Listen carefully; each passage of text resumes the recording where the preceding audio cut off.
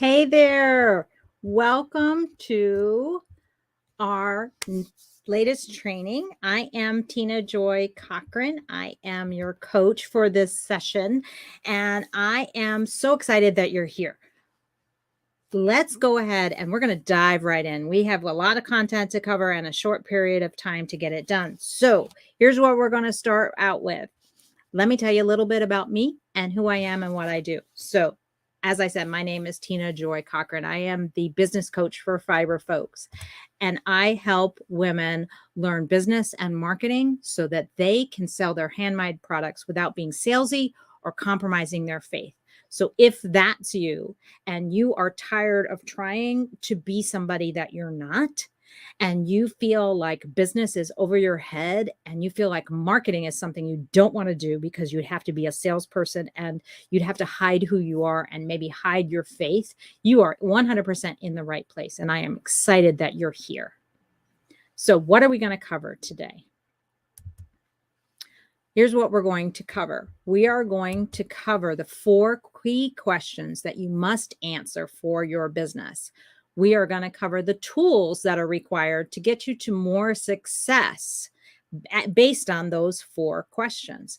And then we're going to cover the secret marketing strategy that you already have that works every time. So I can't wait to share that with you. We're also going to talk about how to align your business with your faith. As a follower of Jesus, it's really important to me that I align who I am and what I believe also with my business. So let's dive right in.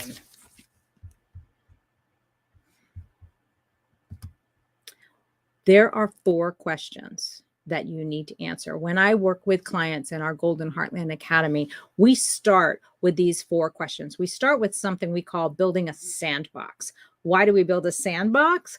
Because we want to sift out all the junk that holds us back and build some tools and borders so that we can stay focused, so we can build a business that we love for a lifetime.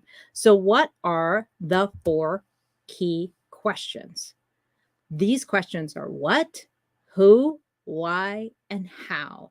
And in this training, I'm going to quickly go through each one of these questions to give you some guidelines on how to get started digging into these questions, because once you answer these questions, everything starts to be easier with business and marketing. So let's start with question number 1. What are you trying to sell? Well, I don't know. Here's the problem. Confused people won't buy. If I am confused about what you're selling, I can't buy from you. So what you want to do is be clear about what you are selling. Pick a signature product. Pick just one product to focus on. You don't have to only make one product, but pick one to focus on so that people know what they get when they get you. Something you want to be known for in order for you to be able to have clarity around what are you trying to sell. If you don't have a product if you can't answer what you're trying to sell, how are you going to make any money in business? Make sense? All right, let's look at the next question. Who is your ideal client? Now, you've heard this a whole bunch of times probably already. Pick a niche, do some market research. Let's dig in a little bit deeper. Who is your ideal client? If your answer is anybody who or everybody that, then you're probably having nobody buy. We want to pick, we call it a who, pick a who, and then get in action, getting to know that person, getting to know that people group, getting to know who they are, what they like, following where they are, being in their space. Picking does not mean these are the only people that you sell to. It doesn't mean that you say no if someone who is not your who wants to buy from you. What picking does is it gives you a focus so that you have clarity about what you're selling. Just like a signature product, the who helps you to stay focused on how to spend your time, energy, and money when it comes to business and sales and marketing. Make sense? All right. Some of you are probably already going, oh, I don't know those answers, but I'm going to figure them out. Doesn't matter what you pick, just that you pick so you can get started. Okay. Question number 3. Why do you do what you do? Why is this a business at all? A lot of us in the handmade space and in the creative space, a lot of us fiber folks, we get in business by accident. Let me give you an example.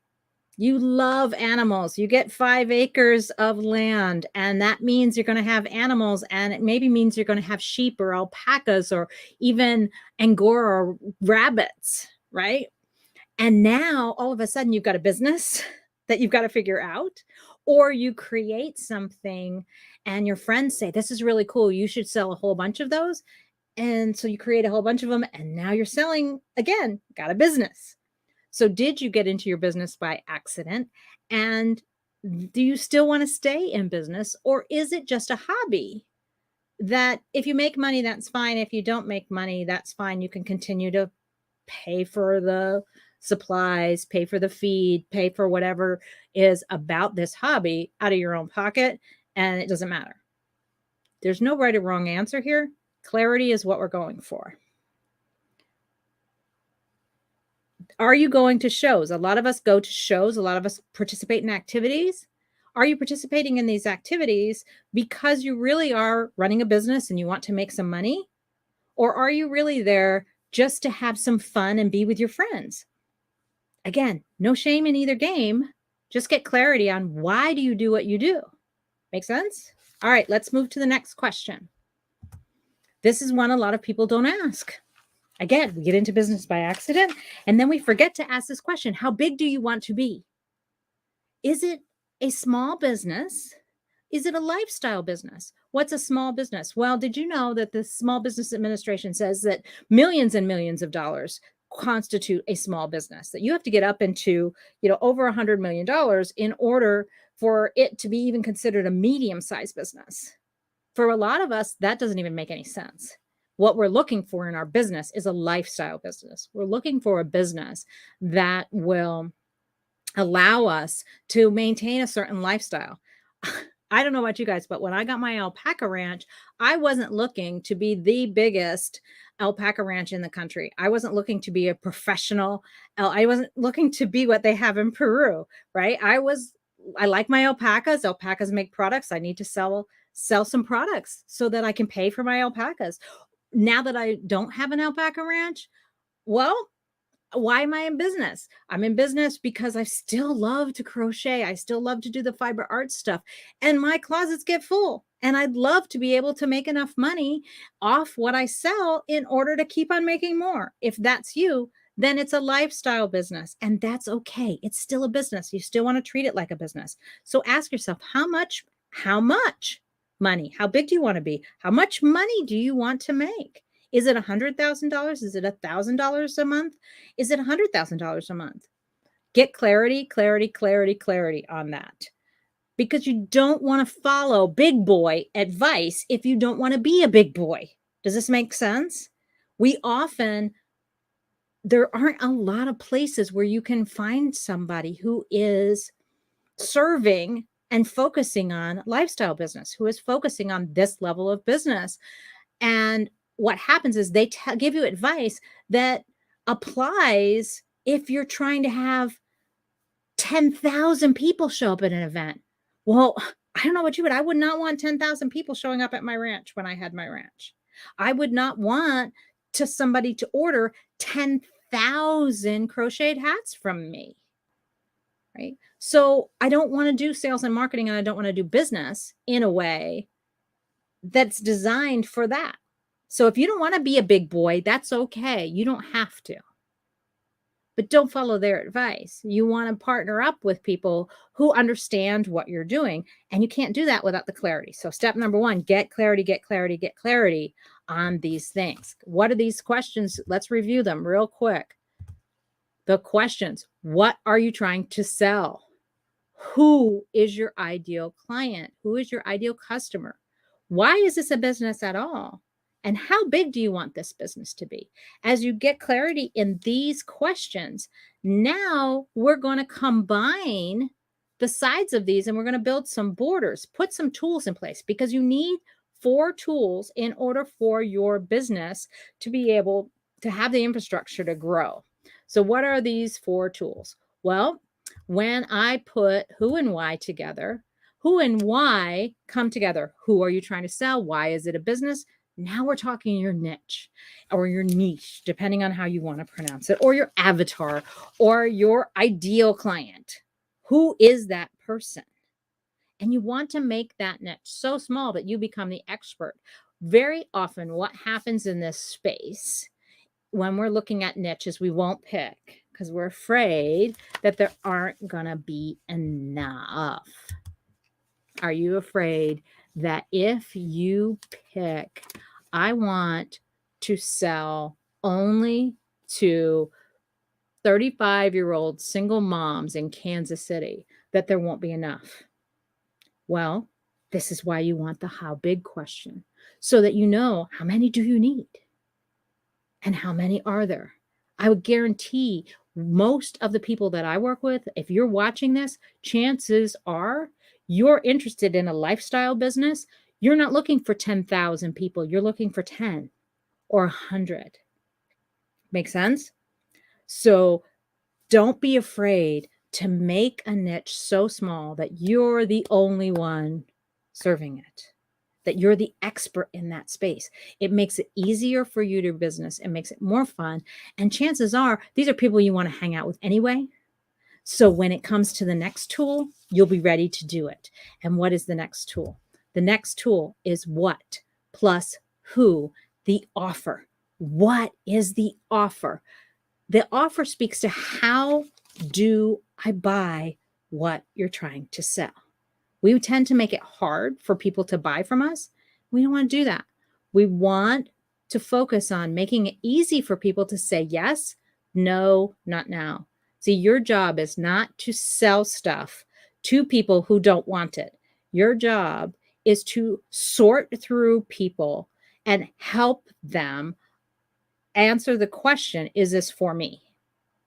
So we sort, we don't sell. We're basically offering in clarity, making an offer in clarity so that our customers can say, yes, that's me. No, that's not me. Yeah, I might want that later.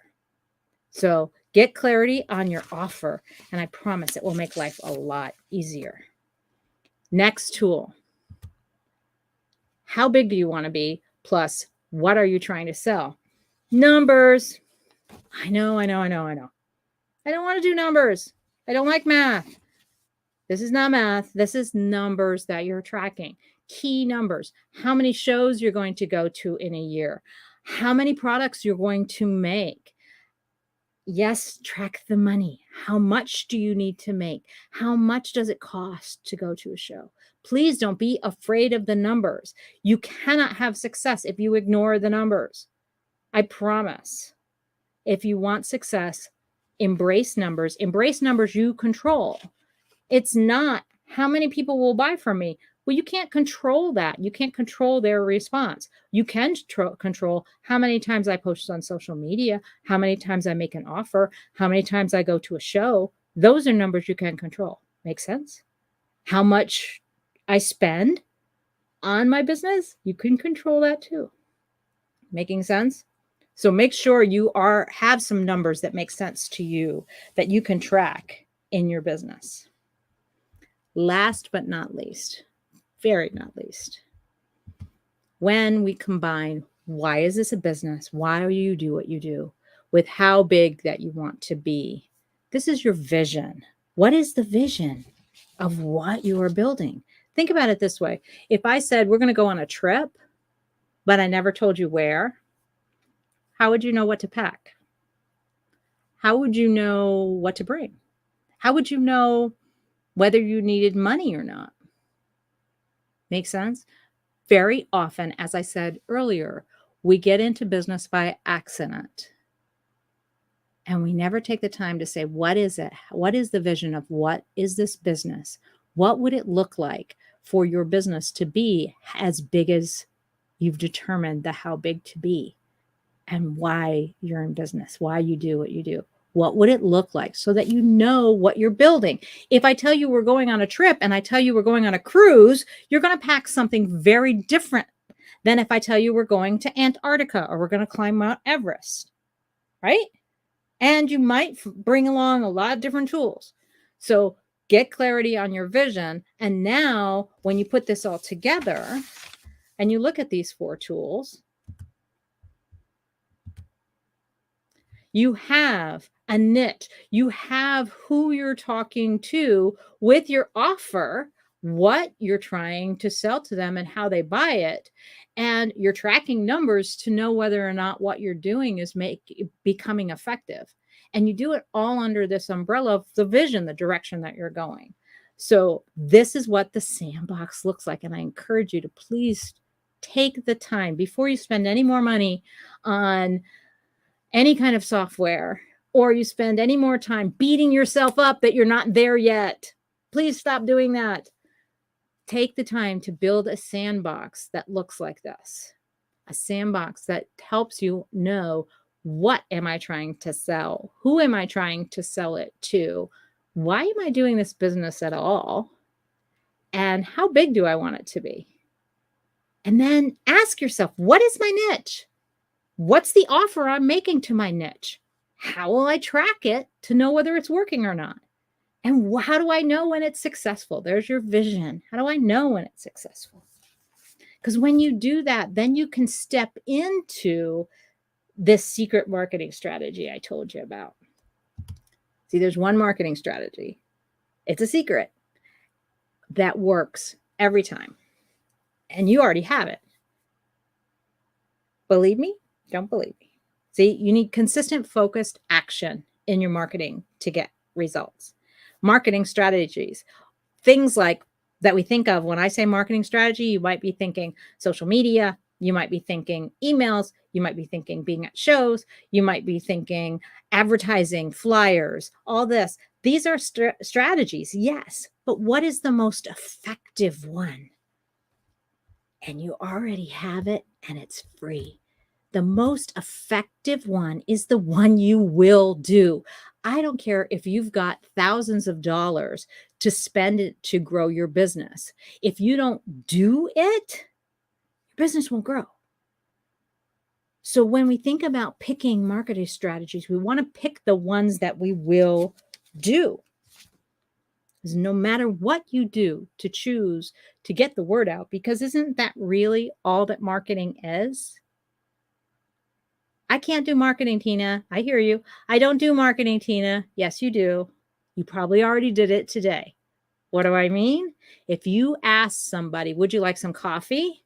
You did marketing. If you ask somebody, do you want to go for pizza tonight? You did marketing. If you try to get 5 friends to come with you to a movie, you did big marketing on that. If you've ever found a new home for a puppy or a kitten or a dog, you did marketing.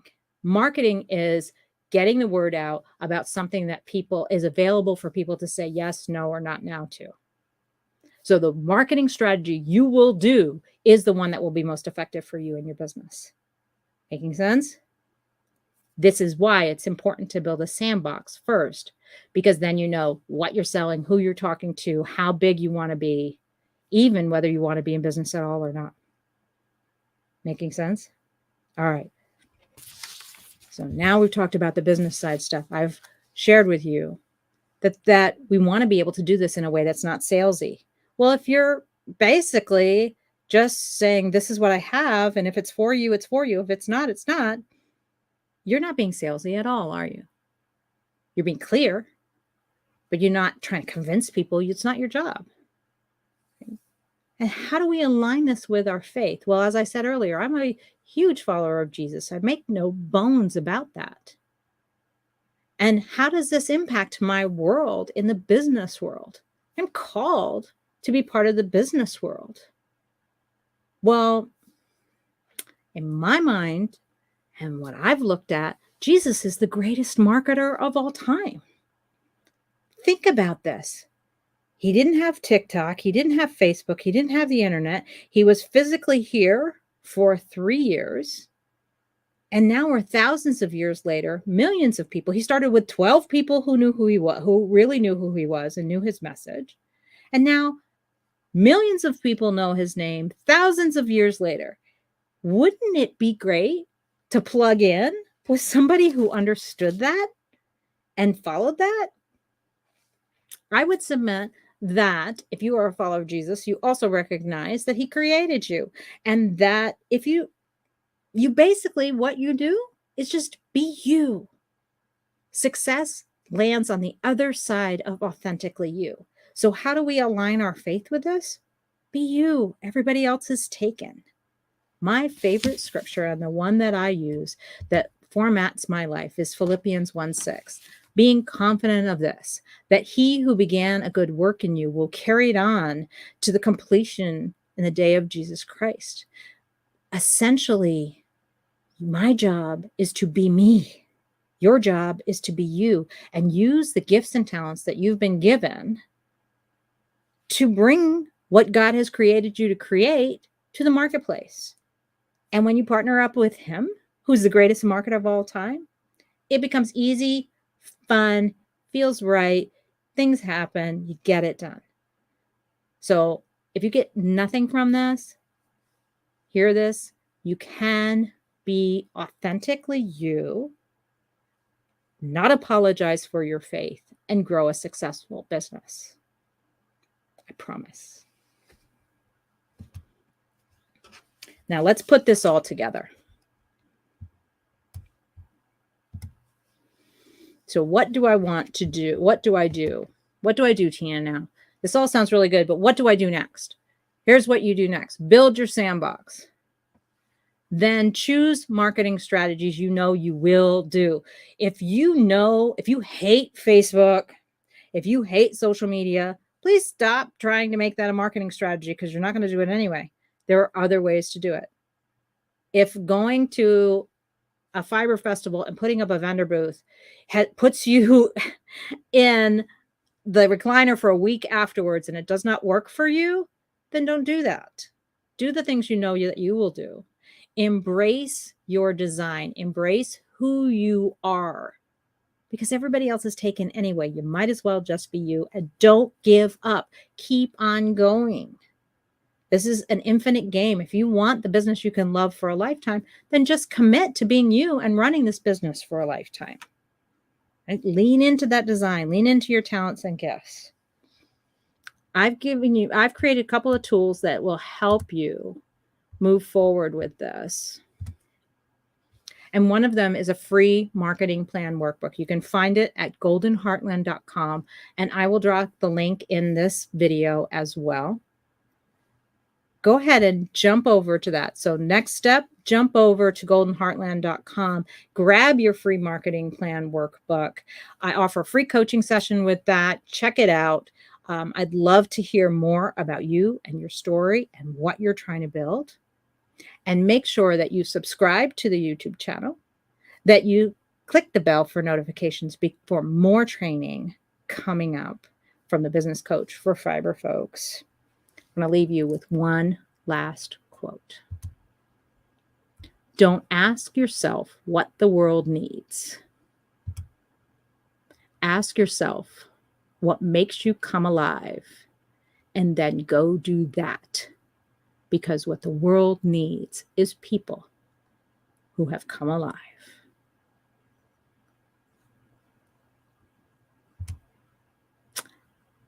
I love you, and I'm glad that you're here and that you are willing to step into a place where maybe you can find how to sell those things that you make and learn how to have business and marketing work with you instead of against you. So as I told you, my name is Tina Joy Cochran. I am the business coach for Fiber Folks. Do you, be you, and business will follow. I'll see you in the next video.